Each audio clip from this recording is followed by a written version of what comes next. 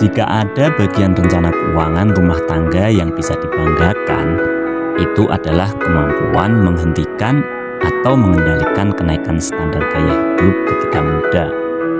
Ini adalah kutipan dari Orion Morgenhausel dalam The Psychology of Money. Bersama kita akan sharing 4 poin berharga tentang perilaku keuangan. 4 poin ini saya ambil dari Orion Morgenhausel dan tentunya akan sangat berguna untuk memperkaya horizon dan pandangan kita sehingga memberi pemahaman tambahan tentang perilaku keuangan yang lebih bijak.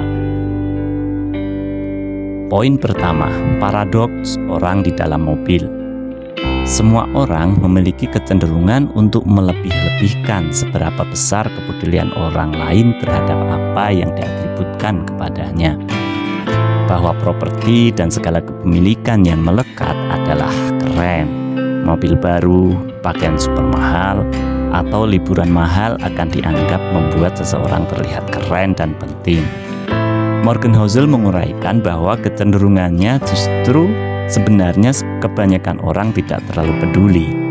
Morgan mencontohkan, bila seseorang mengendarai mobil super mewah, maka jarang terpikir oleh orang lain, wow, orang yang menyetir itu pasti keren.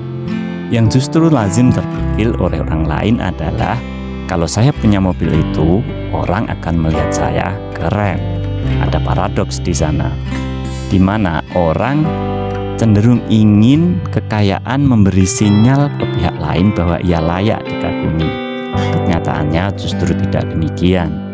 Bukan lantas kekayaan itu tidak layak untuk dikagumi, melainkan orang menggunakan kekayaan orang lain sebagai patokan untuk hasrat mereka sendiri ketika melihatnya. Satu-satunya orang yang benar-benar peduli dengan atribut tersebut adalah diri orang tersebut sendiri. Jadi kata Morgan, jika Anda membeli barang untuk membuat orang lain terkesan, maka Anda melakukannya untuk alasan yang salah. Jika rasa hormat dan kagum adalah tujuan, maka hati-hati dalam prosesnya. Kerendahan hati, kebaikan, dan empati bahkan mendatangkan lebih banyak rasa hormat dan kagum daripada harga mobil. Warren Buffett adalah salah satu investor paling sukses sepanjang masa. Dia juga salah satu orang paling hemat yang pernah ditemui di era ini. Meski ia adalah salah satu orang terkaya yang ada di planet ini, Buffett mengendarai mobil yang berusia lebih dari 10 tahun, tinggal di rumah yang sama yang dibelinya pada tahun 1958, menggunakan ponsel flip dan bekerja di kantor yang hampir 50 tahun lamanya. Dan masih banyak lagi contoh-contoh kesederhanaan yang terkenal dari Warren Buffett ini. Buffett peduli dalam hal menginvestasikan uangnya dengan bijak dan membangun kekayaannya dalam proses dan jangka waktu yang sangat panjang. Poin kedua, kekayaan adalah apa yang tidak Anda lihat. Morgenhausel juga berpendapat bahwa kekayaan adalah apa yang tidak Anda lihat.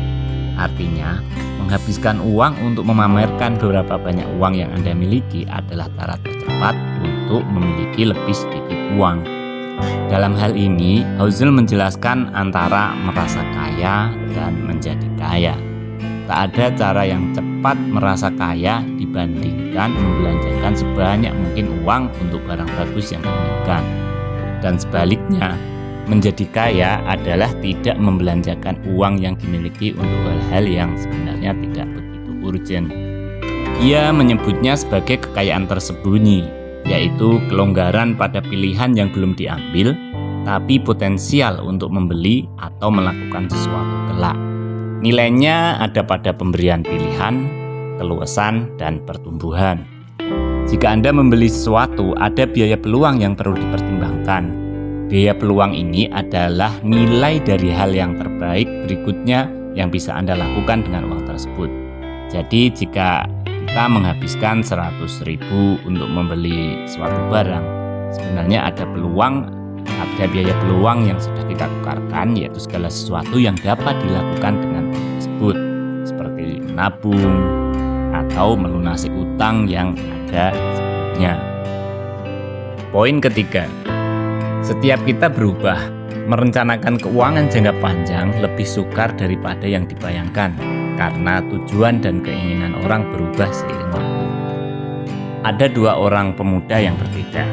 Yang satu sengaja hidup hemat dengan pendapatan kecil dan ia bahagia karenanya. Yang satunya lagi bekerja habis-habisan sehingga bisa hidup mewah dan ia bahagia juga karenanya. Husserl bilang, keduanya berisiko. Yang pertama berisiko tak bisa menghidupi keluarga atau memiliki uang pensiun di masa tua.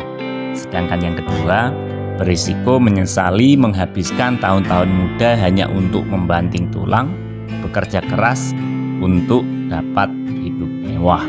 Tak mudah memilih karenanya di antara kedua pilihan tersebut. Yang orang dapat lakukan adalah menghindari ujung-ujung yang ekstrim dari dua pilihan tersebut. Karena di dua tipe pemuda tersebut ada risiko menyesal. Husserl berpendapat bahwa perencanaan keuangan jangka panjang itu sulit karena kita cenderung meremehkan seberapa besar kepribadian dan tujuan kita akan berubah seiring berjalannya waktu. Sebagai contoh, saat kita masih muda dan lajang, kita dapat fokus menabung untuk masa pensiun. Namun, begitu kita menikah dan memiliki anak, prioritas kita mungkin bergeser. Istri dan anak ingin tinggal di rumah yang bagus. Mereka ingin naik mobil yang bagus. Anak ingin mainan yang bagus, yang tentu akan mempengaruhi keputusan-keputusan kita seiring berjalannya waktu. Kita mungkin ingin menabung untuk uang muka rumah atau berinvestasi untuk pendidikan anak. Demikian pula, toleransi risiko kita dapat berubah seiring berjalannya waktu. Kita masih muda, kita mungkin lebih bersedia mengambil risiko untuk mendapatkan hasil yang lebih tinggi. Namun, seiring bertambahnya usia, kita mungkin menjadi lebih konservatif dan lebih memilih untuk melindungi tabungan kita. Kata kunci yang diutarakan oleh Husserl di topik ini adalah hati-hati terhadap apa yang disebut sunk cost, biaya terserap, atau biaya yang telah dikeluarkan dan tidak dapat dipulihkan. Biaya terserap atau sunk cost ini tidak relevan untuk pengambilan keputusan di masa depan. Penting untuk mengetahui sunk cost karena hal ini dapat menyebabkan sunk cost fallacy jika kita tidak tepat memposisikan cara pandang dan paradigma kita, yaitu kekeliruan karena kecenderungan untuk terus berinvestasi pada sesuatu dengan dalih kita telah menginvestasikan banyak waktu dan uang atau tenaga di dalamnya. Ibarat sebuah perusahaan yang terus berinvestasi pada produk yang gagal hanya karena mereka telah menghabiskan banyak uang untuk mengembangkan produk tersebut. Namun padahal hal tersebut tidak relevan dengan apakah produk tersebut merupakan investasi yang baik atau tidak. Poin keempat, menabung tanpa alasan khusus. Salah satu hal terbaik yang bisa dilakukan untuk masa depan keuangan Anda adalah dengan menabung tanpa alasan khusus, kata Husserl. Ini berarti menyisihkan sejumlah uang setiap bulan, bahkan jika kita tidak memiliki tujuan khusus. Menabung tanpa alasan khusus bisa jadi sulit, terutama jika kita hidup dari gaji ke gaji. Namun penting untuk diingat bahwa uang dalam jumlah kecil pun bisa bertambah seiring berjalannya waktu. Dan begitu Anda memiliki sedikit tabungan, Anda akan berada dalam posisi yang lebih baik untuk menghadapi kemunduran finansial yang tak terduga, seperti kesulitan pekerjaan atau keadaan darurat. Itulah 4 poin dari sekian banyak poin yang diulas oleh Morgan Housel dalam The Psychology of Money.